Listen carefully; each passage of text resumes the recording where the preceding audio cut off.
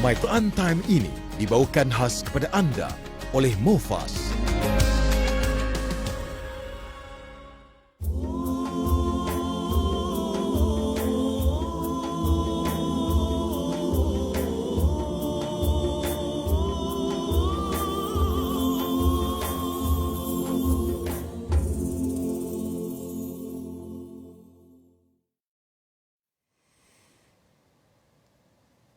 أعوذ بالله من الشيطان الرجيم بسم الله الرحمن الرحيم الحمد لله رب العالمين الرحمن الرحيم مالك يوم الدين إياك نعبد وإياك نستعين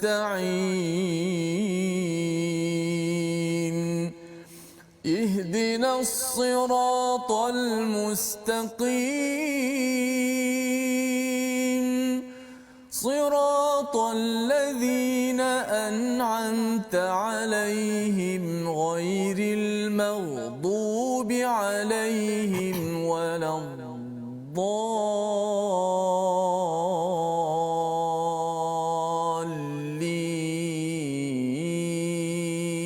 الضالين آمين. Assalamualaikum warahmatullahi wabarakatuh. Alhamdulillah wassalatu wassalamu ala Rasulillah wa ala alihi wa man wala syada la ilaha illallah syadana Muhammadan abduhu wa rasuluhu. Allahumma salli ala sayidina Muhammad wa ala alihi wa sahbihi ajma'in. Amma ba'du. Apa khabar tuan-tuan dan puan yang dirahmati Allah sekalian? Kita bertemu dalam My Quran Time, baca faham amal pada hari ini. Kita masih lagi di bulan Syawal yang kita doakan pada tuan-tuan sekalian untuk terus diberikan hidayah, terus dapat bersyukur atas segala nikmat yang Allah berikan. Dan pada hari ini kita ingin mendalami pada halaman 207, halaman terakhir daripada surah At-Taubah bersama dengan Ustaz Tirmizi Ali. Apa khabar Ustaz? Alhamdulillah. Alhamdulillah Ustaz ya, kita di halaman terakhir hari ini Ustaz ni. Apa perasaan Ustaz bila dah habis 9 surah setakat ini? Masya-Allah, saya dihidangkan masya-Allah ataupun diperdengarkan oleh Ustaz Faz bagaimana dengan nama surah At-Taubah itu sangat banyak perkataan taubat disebut dalam surah At-Taubah, sehingga pelik. Sebab tu Allah tidak pelik kalau kita banyak dosa, tapi Allah pelik kalau kenapa kita tidak mau bertaubat.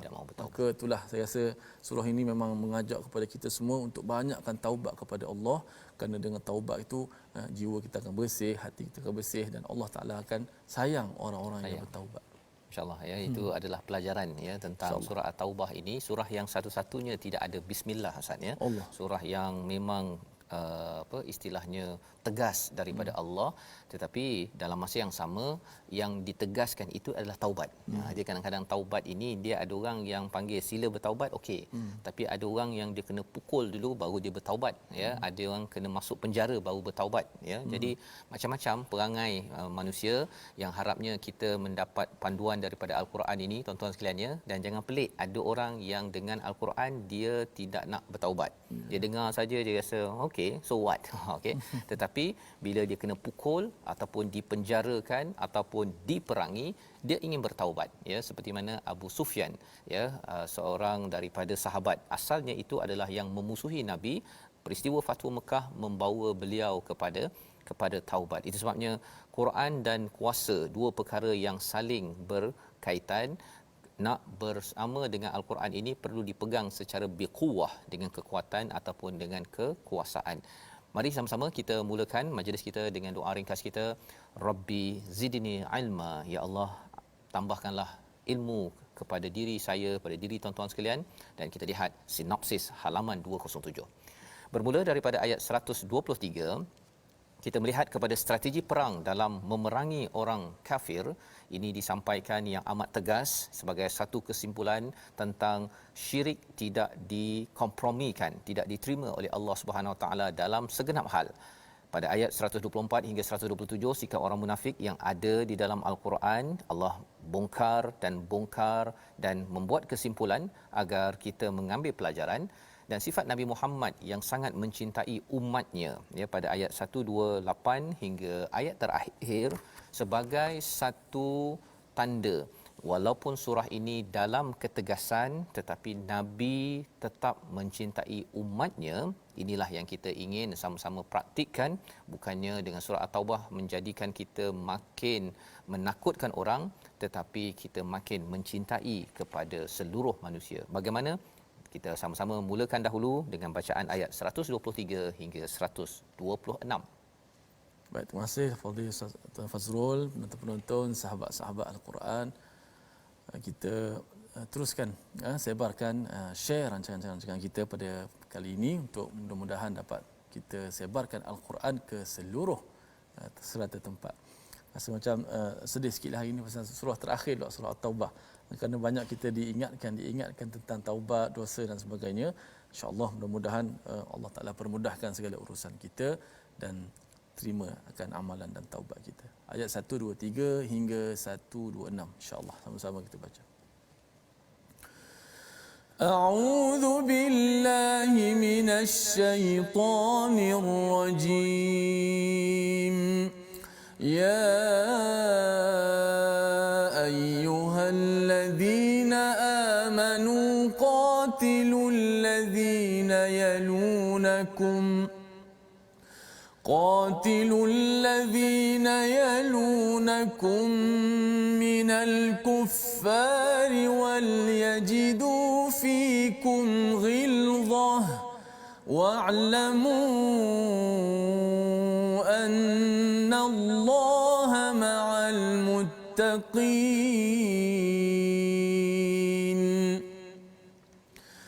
وإذا ما سورة فمنهم من يقول أيكم زادته هذه إيمانا فأما الذين آمنوا فزادتهم إيمانا وهم يستبشرون وأما الذين في قلوبهم مرض فزادتهم رجسا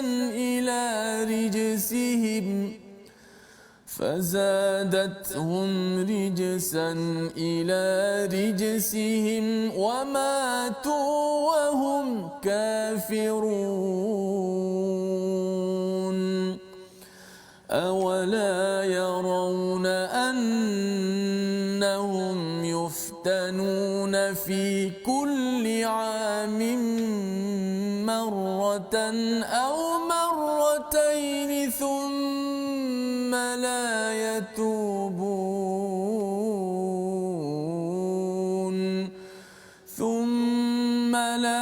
يتوبون ولا هم يذكرون.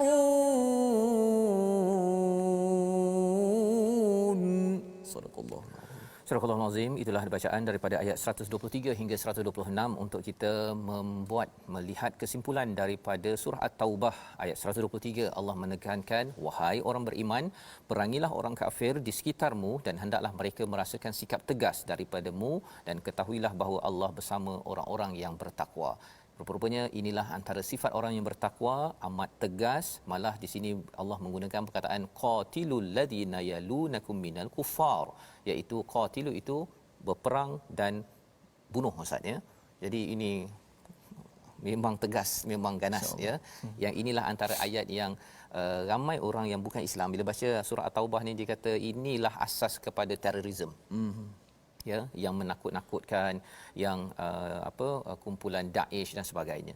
Tetapi apakah maksud daripada ayat ini? Tuan-tuan, kita kena faham bahawa surah ini turun selepas peristiwa Fathu Mekah dan selepas perang Tabuk. Maksudnya ini adalah di hujung perjuangan kehidupan Nabi sallallahu alaihi wasallam. Dan apakah yang kita nampak seperti yang ada di depan ini, iaitu wahai orang-orang beriman, perangilah mereka di sekitar kamu. Yalunakum itu di sekitar kamu daripada perkataan layyin, Lain ini maksudnya orang-orang yang memang lembut, rapat dengan kita ustaz ya. Tetapi kalau dia kufar, kalau dia itu memang orang yang kafir dan dia memerangi kepada orang-orang yang beriman. Itu poin dia ya. Satu, dia kafir dan dia memerangi kepada orang yang beriman, maka kita kena perangi mereka. Bukannya selamba kalau kita tengok pada Ah Chong, namanya Ah Chong, agama Kristian dekat tepi rumah jiran kita terus bunuh dia. Bukan begitu, bukan. Ini kita dah belajar sepanjang surah At-Taubah bahawa kalau dia ini tidak beriman dan kemudian dia ini memerangi kepada orang beriman, memusuhi kepada orang beriman, maka kita kena perangi orang ini. Ya, itu tegas. Maksudnya jangan beri muka kepada orang yang memerangi Islam, memerangi kepada keimanan. Pasal syirik memang tidak dibenarkan. Dalam hadis kudusi dinyatakan daripada Abu Hurairah bahawa Rasul meriwayatkan daripada Rabb bahawa Allah berfirman, aku adalah yang terbaik daripada para sekutu. Barang siapa beramal untukku dengan satu amalan lalu ia sekutukan aku dengan selain daripada aku, maka aku berlepas diri daripadanya, bara', sedangkan amalannya tersebut untuk sekutunya. Jadi Allah tidak menerima syirik, ya, tidak menerima syirik kerana ini adalah dosa yang paling besar, la zulmun azim dalam surah Luqman. Jadi ini kefahamannya, ya. Kalau orang itu tidak masuk Islam, ya, tetapi dia tidak menyerang kepada umat Islam, ya, tidak membunuh, tidak memerangi, it's okay, ya. Dalam sejarah Nabi memberi peluang untuk mereka beragama di tempat masing-masing, tetapi di kawasan Mekah itu tidak dibenarkan. Ya, awal surah At-Taubah menyatakan 4 bulan mereka diberi peluang, kemudian mereka kena keluar daripada kawasan Mekah, tapi boleh berada di kawasan lain. Wal yajidu fikum ghilzah, dan perlulah kamu mendapati pada diri kamu itu ketegasan. Ghilzah itu kasar maksudnya, kasar kepada mereka. Pasal apa? Takkanlah kita nak berlembut dengan orang yang serang kita, kan? Kepada orang yang memang pukul Nabi, yang nak bunuh Nabi, nak dera Bilal, kemudian kita kata tak apalah, duduk, tak apalah, kita maafkan je. Tak bolehlah begitu. Pasal apa? Pasal kalau kita beri peluang orang yang tidak beriman memusuhi Islam, bunuh mak kita, takkan kita nak. Ya, jadi ini ketegasan yang dibina kepada siapa? Wa'lamu annallaha ma'al muttaqin, orang bertakwa. Orang bertakwa ada masa dia lembut, tapi kalau waktu dia rasa dia tak puas hati kan, kerana ikut kepada perkataan Allah simpulkan pada ayat 1 2 3. Jadi ini nak menjelaskan kepada yang bukan Islam, ya, bahawa kalau katakan ayat ini adakah saya ni akan dibunuh kalau saya ini tetap berada dalam agama bukan Islam, ya. Kalau awak tentang dan bunuh serang umat Islam beragama, yang itu memang perlu diperangi. Tetapi kalau kita berbaik-baik, itulah yang ditunjukkan dalam Piagam Madinah, itulah yang ditunjukkan dalam kerajaan Islam selama beberapa ratus tahun tersebut. Baik. Ayat 124, dan apabila diturunkan suatu surah, ini kali ini Allah bercakap tentang kumpulan munafik. Bila diturunkan suatu surah, maka di antara orang munafik menyatakan, siapa di antara kamu yang bertambah imannya dengan surah ini? Adapun orang yang beriman, maka surah ini menambahkan lagi imannya dan mereka berasa gembira. Apa cerita dalam ayat ini? Orang munafik dia bila dapat tahu ada surah, ada ayat Quran yang turun pada Nabi, dia akan cakap, adakah yang bertambah iman? Dia memperlekehkan ustaz, ya. Dia mempermain-mainkan ayat Al-Quran. Pasal apa? Pasal mereka ni tak nak kebenaran itu masuk ke dalam hati, ya. Tetapi orang beriman, dia apakah berlaku? Dua perkara. Yang pertama bertambah iman, ya. Yang kedua wahum yastabshirun. Mereka itu amat-amat gembira dengan ayat tersebut. Apa kaitan dengan kita zaman ini? Maksudnya bila dapat ayat, kita dengar ayat dah lengkap ustaz, ya. Tetapi bila dapat dengar Ustaz Tirmizi baca ayat, dapat program, dapat Ustaz Tarmizi baca, ke sana ada orang baca, satu bertambah iman. Bila bertambah iman, walaupun ayat yang sama, kita tahu bahawa bersedia iman akan ditambah. Ya, kena ada mindset itu. Bukan kata alah surah Qul Huwallah je, kan. Kalau dia ada mindset begitu, itu adalah macam yang tadilah. Orang yang ada penyakit hati dia akan cakap, alah ada tambah iman ke, tak ada apa pun. So what? Dia cakap begitu. Tetapi bagi orang yang beriman, dia bertambah iman, dan yang keduanya dia rasa gembira.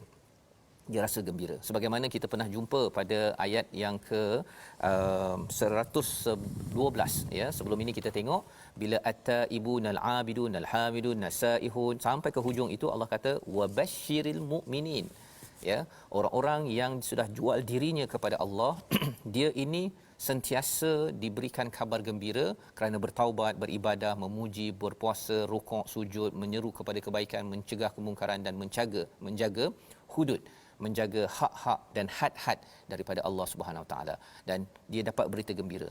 Jadi ceritanya ialah bila dapat ayat Quran dia akan rasa wah, ya, dia dapat lagi dia punya penawar, dapat lagi dia punya peringatan. Allah nak ingatkan saya, nasihat daripada Allah ni, bukan daripada orang biasa, daripada Allah.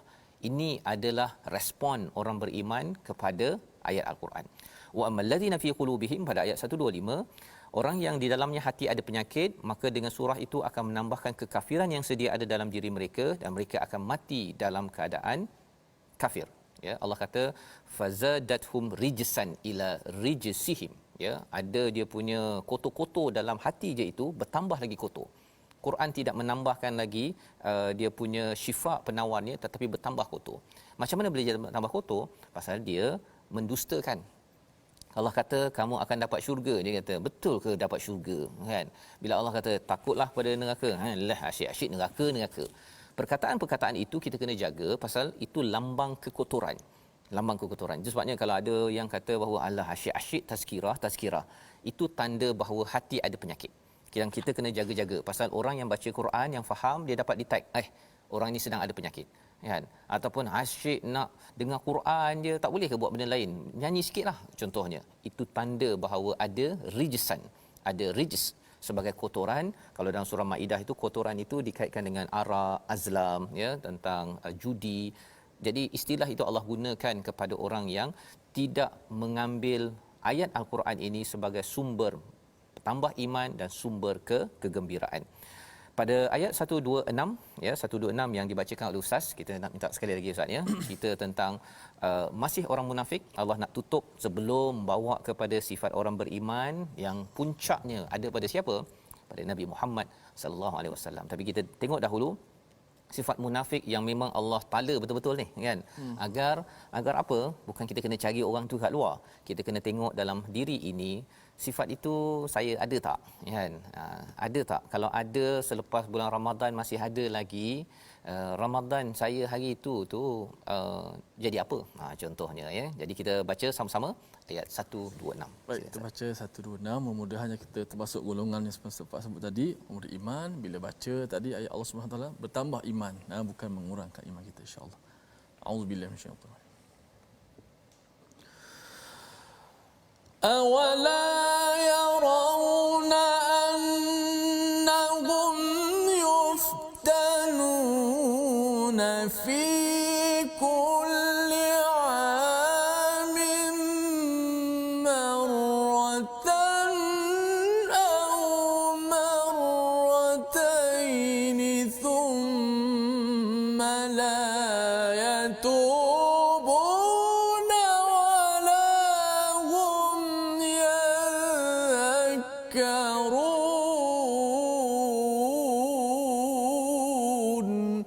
Sadaqallahu alazim. Dan tidakkah mereka orang-orang munafik memerhatikan bahawa mereka diuji sekali atau dua kali setiap tahun, namun mereka tidak juga bertaubat dan tidak pula mengambil pelajaran. Apakah yang kita boleh belajar daripada ayat 126 ini?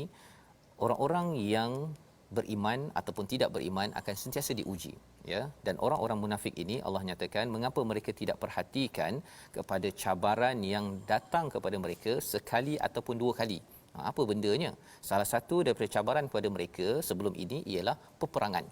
Peperangan adalah puncak kepada suatu ujian selain daripada keperitan-keperitan dalam hidup kita. Itu sebabnya Ustaz, sebenarnya kalau kita tak ada perang, sebenarnya dalam perjuangan hidup kita, dalam keluarga, dia sekali-sekala dalam setahun tu mesti ada dia punya yang gelora. Tak kena gelora. Gelora. Jadi bagi orang yang beriman, bila ada gelora itu, dia tahu bahawa dia nak bertaubat dan dia nak mengambil peringatan daripada Allah SWT. Dia nak kembali, pasal ya Allah, mungkin aku ni dah 6 bulan ini semayang dah makin lambat, kan? Ataupun saya rasakan selepas 6 bulan ini, ya, saya punya Quran dah makin kurang. Dia akan ada rasa begitu. Kalau dalam OB Ustaz, ya, istilahnya organizational behavior dalam human resource, kita bercakap tentang manusia ini pada awalnya bersemangat, ya, lepas tu dia turun, lepas tu bila ada sesuatu peringatan dia naik balik, ya. Jadi cara Allah memberi kita peringatan adalah daripada Quran. Tuan-tuan baca Quran ini adalah sumber peringatan. Tetapi ada orang yang dia tak baca Quran, dia tak dapat sumber peringatan, jadi Allah bagi dia ujian. Allah bagi dia ujian, terkejut dia pada hidup dia selepas 3-6 bulan itu, maka Allah expect untuk kembali pada Allah, untuk yadhakkarun. COVID-19 adalah salah satu daripada ujian yang sebenarnya bagi orang beriman, saya kembali pada Quran, saya cari balik kepada tazkirah-tazkirah. Tetapi bagi orang-orang yang munafik, dia merasakan bahawa apa kebendanya ni kan, habis COVID-19 nanti saya huha-huha balik semulalah. Itu adalah tanda bahawa tidak mengambil peluang ujian yang Allah bagi, bukan untuk benci kepada kita, tetapi Allah sayang dan Allah panggil dengan untuk taubat dan juga menjadi sumber peringatan pelajaran dalam kehidupan kita seharian. Jadi itu sebabnya dalam setahun kita mesti akan bergelora, jangan bimbang Ustaz ya. Ini formula Allah bongkar ini agar apa, kita jangan ada dalam comfort zone. Kita rasanya bahawa Allah dah biarkan, tak apa kot, nanti dah tua nanti baru saya nak taubat, saya nak ambil peringatan. Tidak. Setiap tahun Allah akan bagi package, confirm sebagaimana dinyatakan pada ayat 126, membawa kepada perkataan pilihan kita pada hari ini.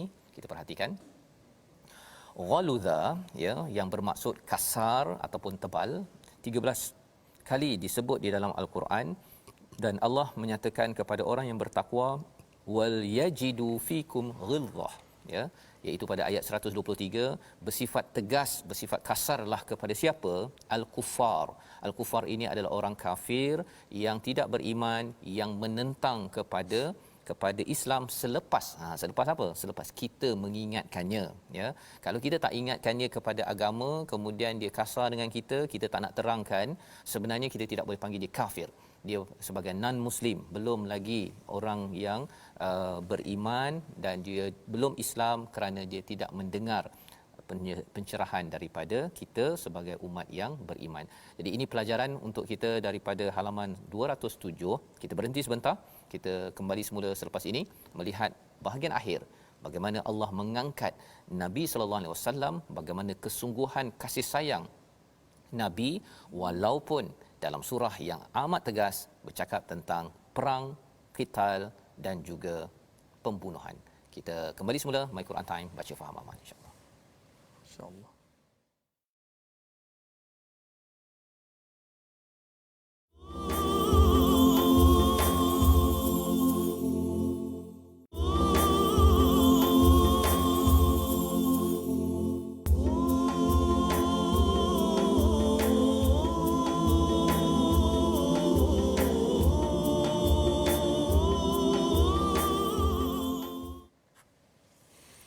Alhamdulillah, terima kasih kepada semua penonton-penonton, sahabat-sahabat Al-Quran kerana terus setia dalam My Quran Time, baca faham amal. Alhamdulillah, kita dah pada buku surat yang terakhir, surah At-Taubah. Walaupun kita berpisah dengan surah At-Taubah, kita bertemu dengan surah-surah yang lain, kita tak berpisah dengan Al-Quran.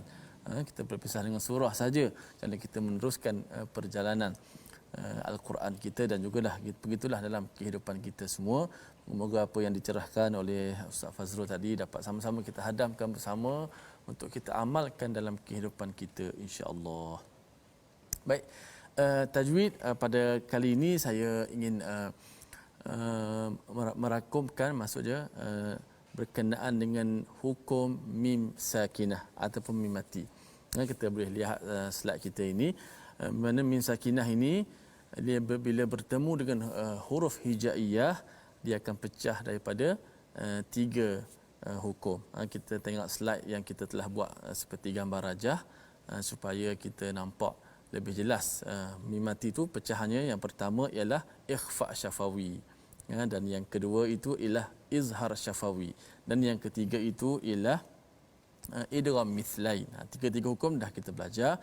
Yang mana ikhfa syafawi ni, saya ulang balik, ikhfa syafawi apabila mim mati bertemu dengan ba, dia kena panjangkan gunnahnya kat situ. Yang kedua, izhar syafawi yang kita dah belajar, bila bertemu dengan huruf selain daripada ba dan mim, maka hendaklah kita baca dengan jelas matinya izhar itu, mim mati tanpa dipanjangkan gunnah tersebut. Dan yang ketiga idgham mithlain ataupun mutamathilain, apabila mim mati bertemu dengan huruf yang sama jenis dengan dia, itu huruf mim, maka juga dibaca dengan dipanjangkan gunnah, disempurnakan gunnah itu. Maka inilah ketiga-tiga hukum yang berkaitan dengan hukum mim mati. Mudah-mudahan bila kita baca Al-Quran, lebih lagi dalam surah Al-Fatihah lah, ada beberapa hukum mim mati. Siratal ladzina an'amta, yang pertama mim temu dengan ta. An'amta alaihim ghairi, mim temu dengan ghain, izhar syafawi lagi. Ghairil maghdubi alaihim waladdallin, mim bertemu dengan waw pula. Maka ada tiga kat situ. Maka sekurang-kurangnya bila kita dah belajar, kita nampak dah macam mana kita nak jelaskan mim mati tu macam mana, dan tidak boleh kita lama-lama kat situ memanjangkan suara gunnah tersebut. Baiklah, sama-sama kita mudah-mudahan dah selamat beramal. Kita nak teruskan lagi. Saya kira ayat yang baki ni cukup besar, memang cukup besarlah menjadi ikhtitam ataupun penutup surah At-Taubah. Sila Zafar. Okey Ustaz, terima kasih ucapkan. Memang kita nak habiskan, insya-Allah kita nak tamatkan surah At-Taubah ini untuk kita mengambil kesimpulan bagaimanakah kita berinteraksi dengan surah At-Taubah ini. Awalnya dengan konsep bara'atun minallahi wa rasulih, iaitu kita berpisah, ya Allah dan Rasul berpisah daripada orang-orang yang musyrik, dan tegas di dalam surah At-Taubah ini kepada mereka yang tidak beriman, yang sudah diingatkan dan menyerang kepada umat Islam. Ya, ada tiga perkara penting untuk kita memahami tentang konsep tauhid yang ada dalam surah At-Taubah ini sendiri. Jadi ada ayat 127, 128, 129. Allah bekalkan kepada kita agar kita jauh daripada sifat orang munafik sebagaimana ayat 127, tetapi kalau boleh kita ikut sunnah Nabi Muhammad sallallahu alaihi wasallam pada ayat 128 dan 129. Silakan Ustaz. A'udzu billahi minasy syaithanir rajim. Wa idza ma unzilat suratun nadhara ba'duhum ila ba'din hal yarakum min ahadin thumma صرف الله قلوبهم بأنهم قوم لا يفقهون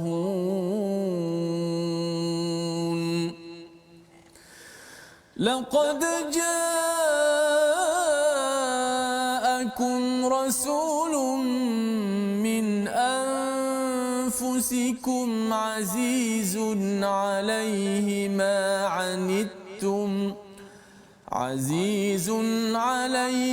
ما عنتم حريص عليكم بالمؤمنين رؤوف رحيم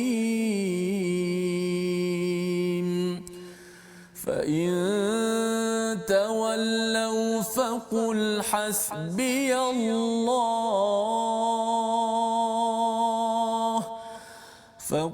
حسبي الله حسبي الله لا إله إلا هو عليه توكلت وهو رب العرش العظيم.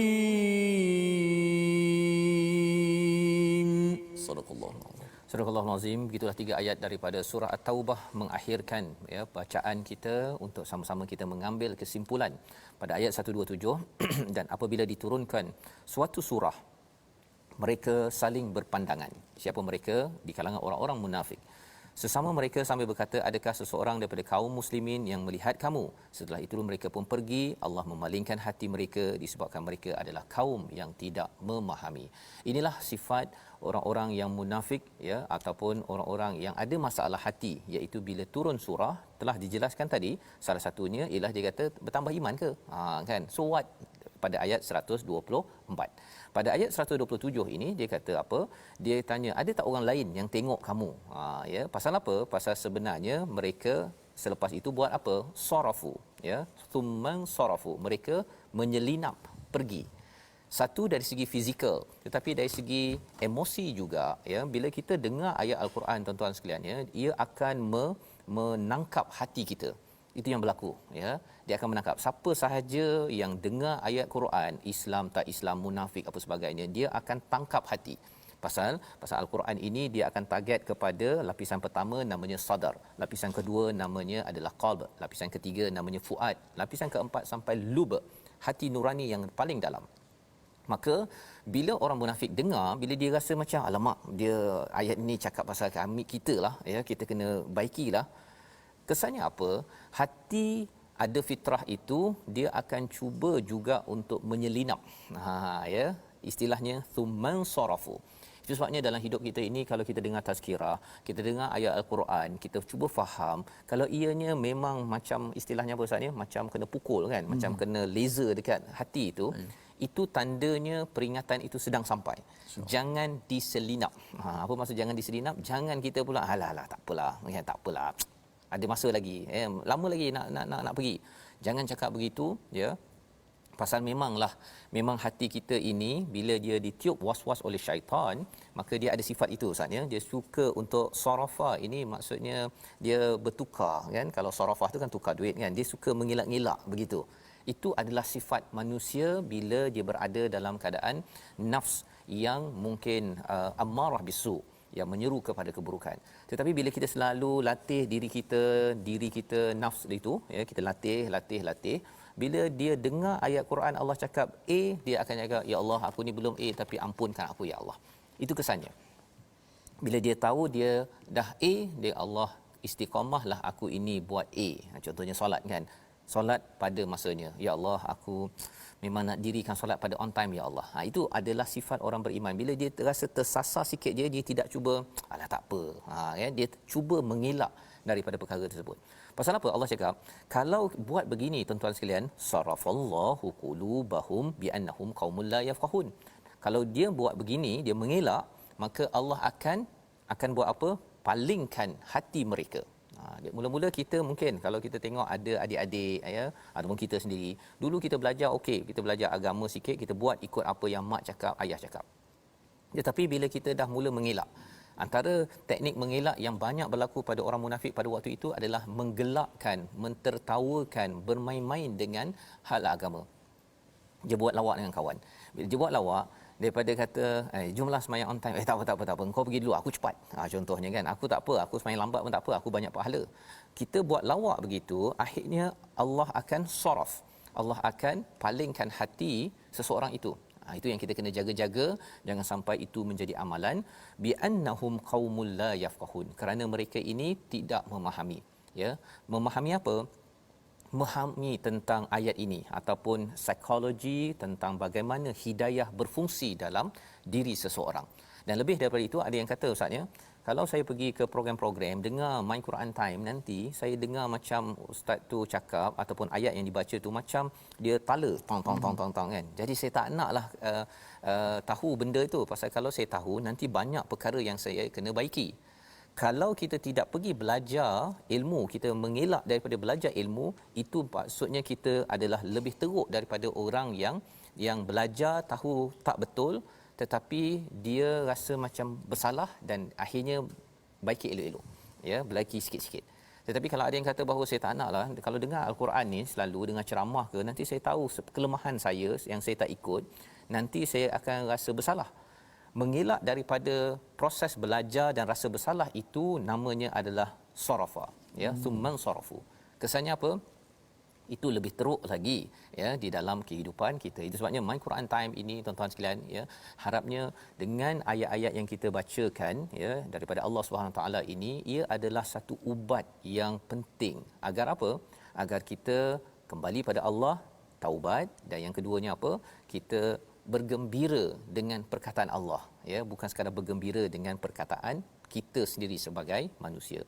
Maka siapakah individu yang amat inginkan, ya, kebaikan kepada seluruh manusia, ya, yang berjuang habis-habisan sepanjang hayatnya, dan misinya itu bukan berhenti selepas wafatnya tetapi diteruskan. Itulah ayat 128, sesungguhnya telah datang kepadamu seorang rasul daripada kaummu sendiri, terasa berat olehnya penderitaan yang kamu alami, dia sangat menginginkan keimanan dan keselamatan bagimu, penyantun dan penyayang terhadap orang-orang yang beriman. Inilah sosok Nabi sallallahu alaihi wasallam yang Allah angkat. Sifatnya inilah yang kita ingin hargai dan contohi. Apakah sifat Nabi? Yang pertama, Allah datangkan. Ya, Allah datangkan ini sebagai satu rahmat daripada Allah daripada kalangan kamu. Daripada kalangan kamu. Apakah rahmatnya? Pasal kalau katakan datang daripada kalangan malaikat, Ustaz, ya. Datang daripada kalangan malaikat, ya, susah kita ni. Nak ikut pun susah. Nak ikut susah, Ustaz. Kan, tak makan, tak minum, macam-macam lah, kan. Okey, itu yang pertama. Tapi lebih daripada itu, apakah sifat Nabi yang Allah angkat? Azizun alaihi ma anittum. Dia rasa amat berat. Aziz ini rasa apa? Rasa berat sangat, rasa sedih sangat, ya, tak tentu arah, ya. Bila apa?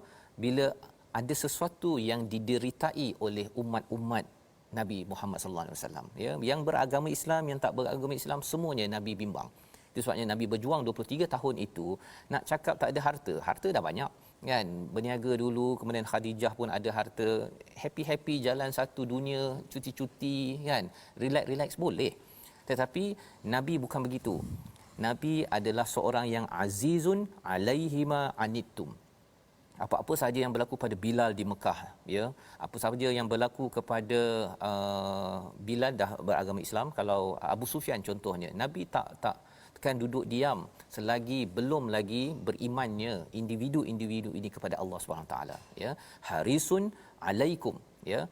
Apa maksudnya? Sangat menginginkan keselamatan kepada kamu. Ini adalah sifat Nabi sallallahu alaihi wasallam yang kita nak sama-sama juga, ya, kita amalkan sunnah ini. Dia kalau boleh, Nabi ini nakkan kebaikan demi kebaikan, kebaikan demi kebaikan kepada umatnya, ya, termasuk yang bukan Islam, ya. Kalau boleh masuk Islam ini pasal nanti dapat rahmat dan syurga Allah Subhanahu wa taala. Dan di hujung itu dinyatakan bil mu'minin raufur rahim. Ya, dengan dia diletakkan awal sikit, Ustaz, ya. Bil mu'minin, dengan orang beriman. Nabi sifatnya apa? Raufur rahim. Rauf ini maksudnya kalau diterjemahkan dalam Quran Amazing ini sebagai sangat penyantun, sangat penyantun. Tetapi lebih daripada itu, bukan sekadar penyantun, tetapi Nabi memahami kepayahan yang dihadapi oleh semua orang yang bersama dengan Nabi, ya. Apa yang Nabi lakukan itu semuanya kerana Nabi memahami. Ada seorang yang dia mengadu pada Nabi, ya. Dia mengadu pada Nabi pasal isu anak dia meninggal kalau tak silap. Dia dah ngadu-ngadu, lepas tu Nabi kata suruh bersabar, kan. Lepas tu dia marah Nabi pula. Dia kata kamu tak pernah merasai benda ni. Padahal kalau dia tahu sejarah Nabi, segala cabaran di dunia ini, yang pakej lengkap ujian yang dapat paling tinggi ialah pada siapa? Nabi Muhammad sallallahu alaihi wasallam. Bab sakit pun dapat kena sihir, Ustaz, kan. Bab apa? Anak meninggal ada, Ibrahim meninggal. Bab isteri meninggal, bab nak kena bunuh, bab nak ditohmah, digelar sihir, gila, macam-macamlah. Satu dunia punya cabaran yang ada, semuanya sudah kena pada Nabi. Jadi itu sebabnya Rauf ini adalah sifat penyantun dan memahami kepayahan orang tersebut. Itu sebabnya dalam kehidupan kita ini, kalau kita ada masalah, Ustaz, ya, orang yang belajar Quran ke belajar tadabbur, ya, kadang-kadang saya buat modul, Ustaz, kan. Modul itu adalah untuk orang yang memang tak pernah tadabbur, kan. Jadi modul begitu adalah kerana apa? Kerana dulu saya belajar dekat US, belajar bahasa Arab sikit-sikit, Ustaz, ya. Tengok ayat Quran ni dia macam apa maksudnya, kan. Jadi bila dah rasa begitu, dia tak macam setengah yang dah belajar di bahagian Quran Sunnah, dia dah faham dah. Baca ayat ini je, oh dia dah tahu dah maksudnya. Jadi kerana kepayahan itulah, maka bila saya buat modul untuk latihan ke dalam program TNT, Ustaz, kan, ia adalah sesuatu yang sesuai untuk orang yang bawah. Ya, pasal apa? Orang bawah itu saya pernah mengalami peristiwa itu, contohlah, kan. Okey. Jadi bagi Nabi ini boleh rauf kerana apa? Kerana Nabi pernah mengalami semua perkara tersebut. Dan dalam masa sama, Nabi ini amat penyayang kepada semua orang-orang yang beriman, ya. Ini adalah ayat 128. Dan kerana kasih sayang Nabi yang ditunjukkan pada ayat 128, mungkin pelik sikit Ini dalam surah At-Taubah kan surah ganas. Kan. Sebenarnya apakah yang perlu kita amalkan tuan-tuan, yang perlu kita faham? Selagi kita boleh berjuang mengingatkan, mengajak orang kepada iman, maka itulah yang perlu kita buat. Ya, itu sunnah Nabi. Jadi kalau ada yang kata mengapa ini dalam ni ada cakap pasal qital, berperang apa sebagainya, itu hanya dibuat selepas orang itu diajak tapi masih lagi melawan. Tapi kalau orang tu melawan tapi kita tak pernah ajak, seperti mana Nabi ajak harisun alaikum sebentar tadi, maksudnya kita ni belum lagi buat misi perjuangan Nabi sallallahu alaihi wasallam, ya. Jadi kita kena buat.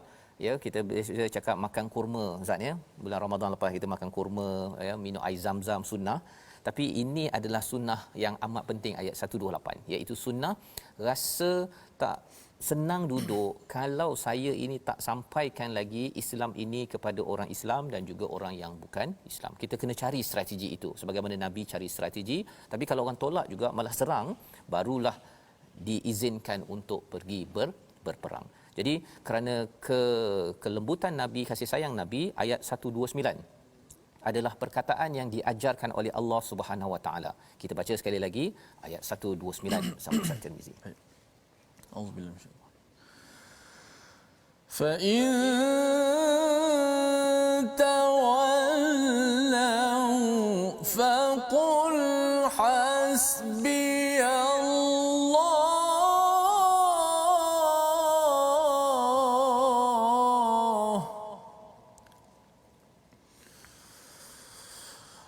fa in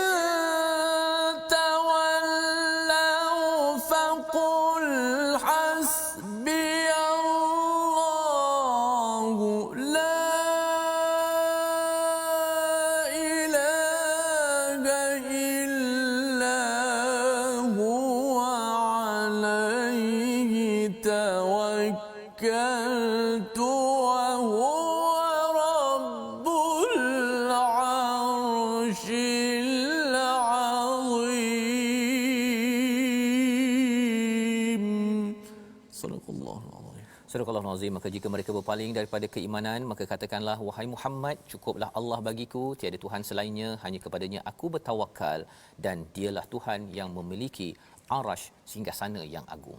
Apakah perkataan yang diajarkan oleh Allah? Ya, Nabi amat penyayang. Nabi amat penyayang. Dan kerana penyayangnya Nabi ini, Raufur Rahim, memahami, ya, suka nakkan yang terbaik kepada umatnya. Yang belum Islam, masuklah Islam. Yang sudah beragama Islam ini betul-betullah beriman, ya. Maka kerana kelembutan Nabi itu, Nabi memberi apa? Contohnya Ustaz, ya, orang tak nak pergi berperang, tak apalah tak pergi berperang, kan? Tapi kena tegur dengan Allah, ya. Kemudian apa lagi? Ada beberapa peristiwa dalam peristiwa Badar contohnya, boleh tak dibebaskan? Nabi bebaskan. Pasal Nabi penyayang. Ya, memang penyayang. Tapi lepas tu ditegur oleh Allah bahawa kamu tak boleh bebaskan, kamu sepatutnya hancurkan. Jadi teguran-teguran itu kerana apa? Nak mengajar kepada kita. Mengajar apa? Sebenarnya kasih sayang melampaui daripada kebencian kita kepada orang yang tidak beriman ataupun belum sedar tentang kebaikan hidayah kepada Allah Subhanahu taala, ya. Kena tegur itu kerana apa? Kerana ada limitnya, tetapi kasih sayang, Rauf, Rahim, ini dua nama Allah yang dipinjamkan kepada Nabi sallallahu alaihi wasallam yang menjadi sunnah kepada kita untuk kita hidupkan. Maka kerana Nabi sayang itu, Nabi tak Nabi terus, tapi kalau dah sampai satu masa ada yang berpaling. Ya, berpaling. Maka Allah ajarkan hasbiyallahu la ilaha illahu. Cukuplah Allah. Tiada Tuhan kecualinya, kepadanya aku bertawakal. Perkataan ini Ustaz, ya, sebagai satu pengubat jiwa lah, ya. Sebenarnya bagi mak, kalau katakan anaknya degil sangat, ya, mak dah cakap dah buat macam-macam tapi anaknya degil juga, maka pada waktu itu sebutlah hasbiyallahu la ilaha illahu alaihi tawakkaltu wa huwa rabbul arsyil azim. Dalam kepayahan hidup kita, perkataan ini akan menenangkan, cukuplah Allah. Tetapi dalam masa yang sama, mengapa sampai kena diajar oleh Allah kepada Nabi? Kerana apa? Kerana dalam hidup Nabi ini, Nabi tak semudah itu cakap hasbiyallahu la ilaha illahu di halayak ramai, ya. Pasal faqul ini cakaplah, ya, katakanlah. Pasal kalau kita cakap perkara ini Ustaz ya, contohnya anak degil ya, baru kita cakap sekali jom solat, anak tu tak solat lagi, cukuplah Allah. Dah mak dah cukup Allah je. Kan. Apa perasaan Ustaz kalau anak dengar mak cakap gitu? Allah. Anak pun kata, "Alamak, mak Ustaz tiba-tiba ni mak." Kan? Minta maaf mak kan. Anak akan rasa bersalah kan. Tetapi kalau mak berkali-kali dah cakap dan kemudian mak dah rasa tak boleh sangat, maka bercakap perkara ini di khalayak. Cakap perkara ini pada sendiri okey, pada setiap masa memang kita kena cakap perkara ini untuk memujuk diri kita. Tetapi cakap perkataan ini pada khalayak ramai itu melambangkan bahawa dah cukuplah tu. Ya. Dan Nabi ketika dalam perjuangan Allah kata berkatalah perkataan ini kerana apa? Kerana jangan sampai merosakkan diri, kerana sayangkan sangat, kerana amat menyantuni sangat kepada orang-orang di sekitar, santunilah diri sendiri. Membawa kepada resolusi kita pada hari ini, kita sama-sama perhatikan resolusi kita, iaitu sentiasa semak keimanan yang patut meningkat selepas mendengar ayat Allah. Yang kedua, bersihkan hati daripada penyakit yang menyebabkan Al-Quran tidak menjadi penawar. Dan yang ketiga, elakkan daripada mengambil ringan ujian yang melanda untuk kembalikan kita kepada Allah Subhanahu Wa Taala. Inilah situasi yang tuan-tuan boleh saksikan di atas skrin, iaitu kita untung ada Rasul, ya. Baginda nakkan kebaikan yang terbaik, ya, dan kalau ada yang tak nak, maka cukuplah Allah. Kita bersyukur dengan perjuangan Nabi itu kita dapat Al-Quran, hidayah daripada Allah Subhanahu Wa Taala. Kita berdoa bersama dengan Ustaz Tirmizi. Bismillahirrahmanirrahim. Alhamdulillah wassalatu wassalamu ala Rasulillah. Ya Allah Tuhan kami, jadikanlah Ramadan yang lalu sebagai Ramadan yang terbaik buat kami ya Allah. Ya Allah, pertemukanlah Ramadan yang akan datang pula ya Allah. Kami berazam untuk melakukan lebih baik daripada apa yang kami telah lakukan ya Allah. Ya Allah, jadikanlah Ramadan yang lalu benar-benar mengajar kepada kami erti iman dan takwa yang sebenar ya Allah. Terimalah segala amalan-amalan kami, bacaan Al-Quran kami, tadabbur kami, sedekah dan infak kami ya Allah. Qiyam kami, salat tarawih kami dan puasa kami ya Allah. Amin ya rabbal alamin. Walhamdulillah.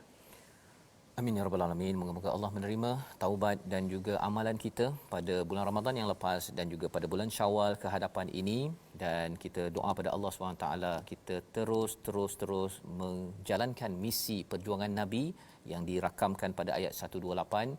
Inilah yang kita ingin gerakkan dalam tabung gerakan Al-Quran tuan-tuan, sebagai menyambung mata rantai perjuangan Al-Quran yang dimulakan ataupun diteruskan oleh Nabi sallallahu alaihi wasallam.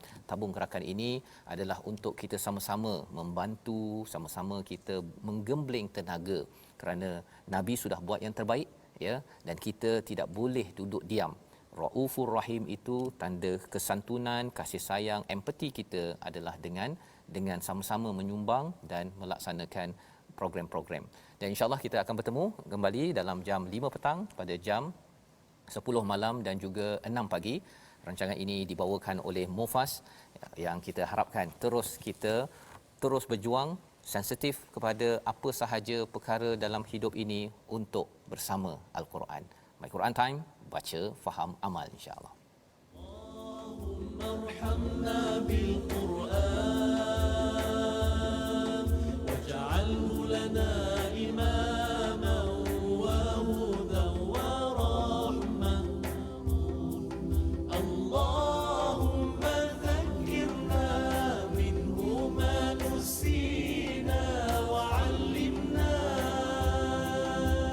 minhu ma jahilna warzuqna